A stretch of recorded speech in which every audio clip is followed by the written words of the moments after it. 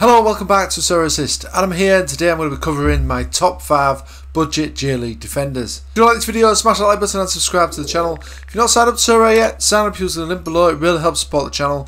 You can of course sign up to the NBA and MLB version of Sorare as well, where you're going to be getting yourself some free cards. Details in the description. Also check out my Patreon as well and sorareassist.com. Okay guys, let's get stuck into today's content then. So as I say, today I'm going to be covering my top 5 budget defenders for the Japanese J League. I've already covered the premium options and the mid-price options on previous videos, so do check those out if you've not seen those already. I'm going to be counting down today from 5 to 1 in my budget J League defenders. Just remember though guys, that none of this content is financial advice, and always do your own research. So guys, coming in at number 5 then, let's kick off. I've gone for Akito Fukumori of Consadole Sapporo. Now he's only 29, this guy. He's got a long contract with Consadole Sapporo as well to January 2025. It's not been the best season for Consadole at all, and it's probably not been the best season for Fukumori. But I think he's looking a really good steal at the moment. He's only young, he's got previous history of some fantastic scores, and I think Sapporo can only get better next season. In the last year, he started 26 games for Consadole Sapporo, 6 as a substitute.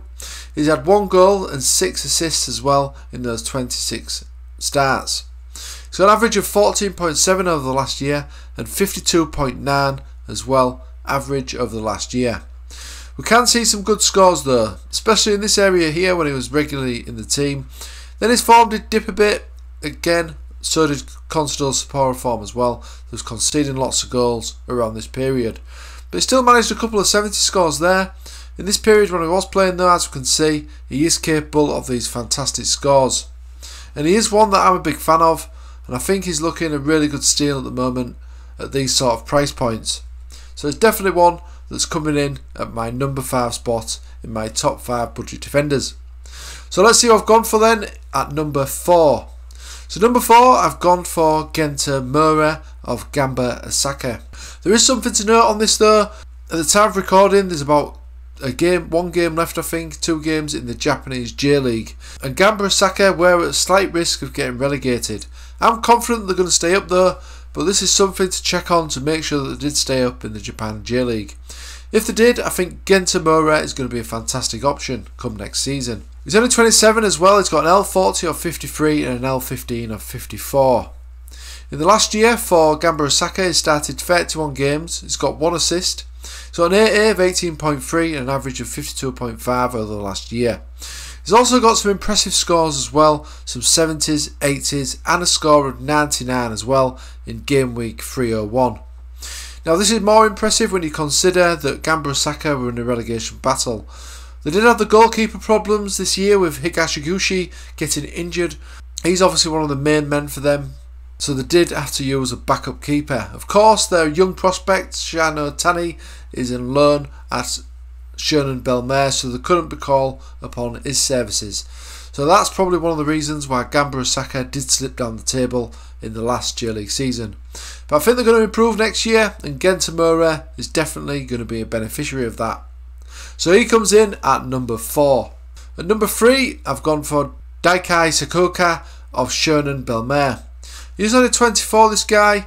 His eligibility for the under-23 tournament does end in July 2023 though. That is a few months after the J League starts, so that's something to consider if you was looking to buy him for your under-23 sides.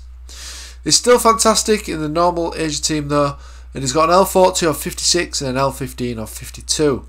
In the last year, he's started 25 games for Shonan Bellmare. He's got 4 assists in there as well. He's also got 1 100 score, as you can see here, and plenty of scores in the 70s and 60s. So I think he's looking a really good option, especially when he's so young, so he could only improve as well. He's got an all-round score of 17.2 with an average of 55.7 in terms of his SO5 scores over the last year. So I think Sagoika is looking a really good option. He's still young as well, so it's looking a value pick to me. So he comes in at number 3. So moving on to number 2 then of my budget defenders for the Japanese J League, I've gone for Ryuta Koike of Yokohama F Mariners. He's 27 now, but he's done really well this season for Yokohama. Contract situation is something you will need to check on, see if he's getting that renewed. But he's got an L40 of 57 and an L15 of 50. In the last year for Yokohama, he started 32 games. He's got 5 goals and 4 assists as well in those 32 appearances, so that's looking absolutely fantastic.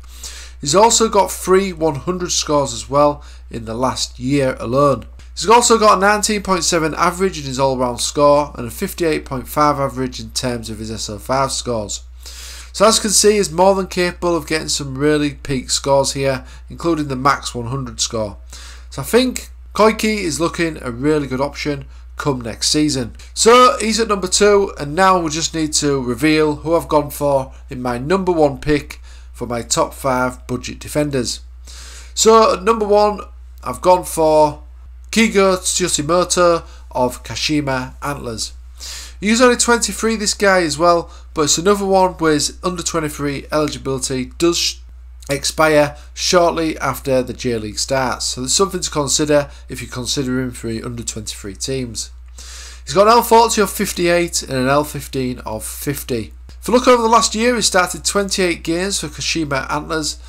He's also scored 1 goal and got 3 assists as well, with an all-round score of 19.4 over the last year. He's got an average SO5 score as well of 57.2, so this is looking a really good option to me.